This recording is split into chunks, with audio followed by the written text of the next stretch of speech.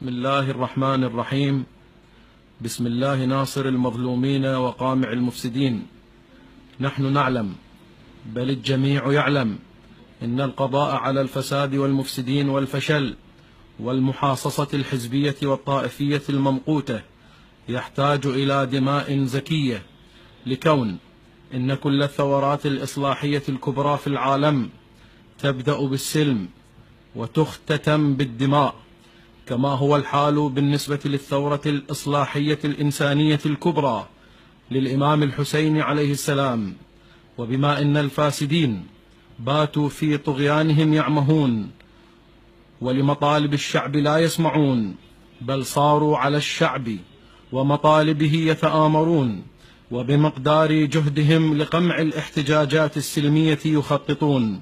وبما أن سماحة السيد القائد المجاهد مقتدى الصدر أعزه الله يريدها سلمية وإلى النهاية، وبصفتي كمواطن عراقي أقترح على الثوار والمنتفضين العراقيين الأبات ما يلي: أولا، يجب أن ترجع موجة الاحتجاجات الشعبية الغاضبة بشكل كبير ومنظم، وأن لا تخرج عن إطار السلمية مطلقا، وليست في بغداد فقط، بل في جميع المحافظات العراقية الحبيبة.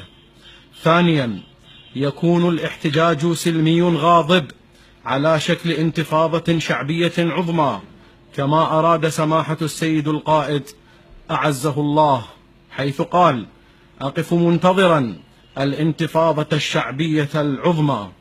ثالثا، إعلان العصيان المدني والإضراب العام في وقت واحد، ليس في بغداد فحسب، وإنما في جميع أنحاء البلاد. رابعا، يتم قطع الطرق المؤدية من وإلى كافة المحافظات بوجه السياسيين الفاسدين بشكل منتظم وفق معايير أساسية سلمية ومدروسة. خامسا، يتم حجز المحافظين ورؤساء وأعضاء مجالس المحافظات بصفتهم الحزبية والكتلوية أثناء الدوام الرسمي وفي بنايات المجالس المذكورة أعلاه، للضغط على كتلهم بالإسراع بالتصويت على الكابينة الوزارية المستقلة، ولا يتم إخلاء سبيلهم إلا بعد تلبية المطالب الشعبية بالتغيير الجذري عبر عقد جلسة برلمانية مخصصة للتصويت على التغيير الوزاري الجذري لا الترقيعي. سادسا، يتم تطويق وإخلاء البنايات للأحزاب ومقرات كتلهم السياسية وجميع البنايات التابعة لهم وفي جميع المحافظات العراقية الحبيبة بالطرق السلمية أيضا.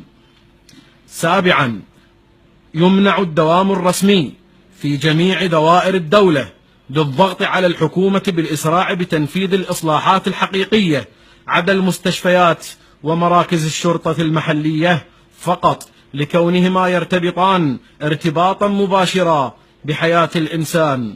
ثامنا، غلق ميناء البصرة وغيره من المواقع التجارية الحكومية التي تدر على المفسدين بالأموال الطائلة ولا تدر على الشعب بشيء.